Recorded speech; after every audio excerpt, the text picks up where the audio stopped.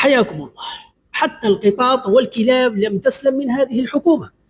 الحكومة المغربية تصدر قانونا جديدا يمنع منعا كليا إطعام القطاط والكلاب الضالة في الشوارع العمومية، بعدما أصدرت الكثير من القوانين في غلاء الأسعار والمعيشة وتخفيض الأجور والأجور الزهيدة، وكانت السبب في تهجير الكثير من المغاربة وتفقيرهم وتهميشهم وظلمهم في وطنهم. اليوم يأتي الدور على القطاط وعلى الكلاب التي لا تتحدث.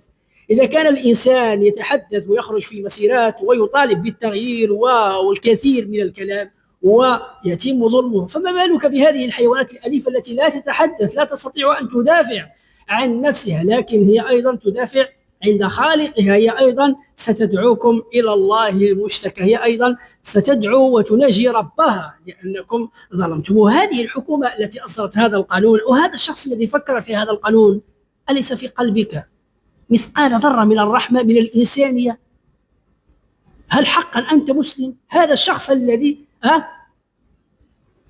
هذا الشخص الذي تنبأ بهذا القانون وأخرج هذا القانون إلى الوجود، هل حقا أنت مسلم وفي قلبك مثقال ذرة من الإنسانية ومن الرحمة؟ أنا أشك في ذلك أنك مسلم، أو أنك تملك مثقال ذرة من الرحمة ومن الإنسانية في قلبك، لأن الحكومة التي تصدر هذه القوانين فأشك أنها سترحم الإنسانية. هي لم ترحم حتى الإنسانية، فما بالك أنها سترحم الحيوانات الأليفة. هذه القطط هي ليست بناجس، كما قال النبي صلى الله عليه وسلم: إنها من الطوافين عليكم والطوافات.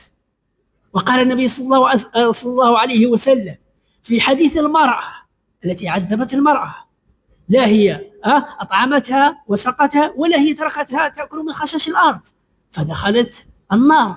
والرجل الذي سقى الكلب دخل إلى الجنة.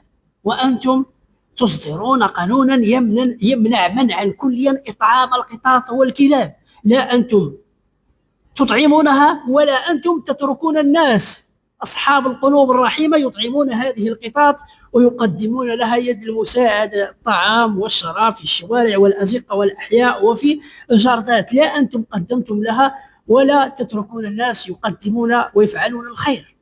لأن الناس الذين يخافون ويخشون العقوبات، لأن العقوبات المالية من 500 درهم إلى 2000 درهم ثم السجن، عقوبة بالسجن. لماذا؟ ماذا فعلت؟ أطعمت القطاط.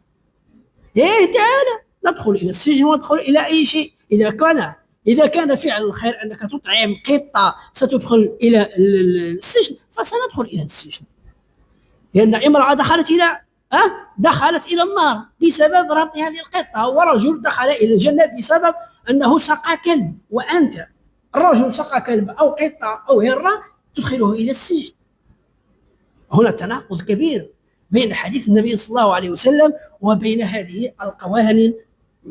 صراحة أنا أتعجب كثيرا لهذه الحكومة. لا أنا حقيقة لا أتعجب، لأن من فعل هذا بالشعب المغربي لأن من هجر وفقر وهمش الشعب المغربي فليس بغريب عليه أن يفعل هذا مع القطاط ومع الكلاب الضالة. حسبنا الله ونعم الوكيل فيكم. عليكم من الله ما تستحقون أيتها الحكومة، عليكم من الله ما تستحقون. كل الشعب المغربي أكيد كل الشعب المغربي سيتحاسب معكم وسيحاسبكم وسيدعو عليكم حتى يرث الله الأرض ومن عليها، ولا أحد سيحاسبكم على كل. أنا والله لو أن الحكومة فتحت الحدود، والله حتى الحيوانات سترحل من المغرب، حتى القطط والكلاب سترحل أيضا مثل الشعب المغربي. أعطونا رأيكم في التعليقات على هذا القانون الجديد الذي يجرم إطعام القطط والكلاب الضالة. تحياتي.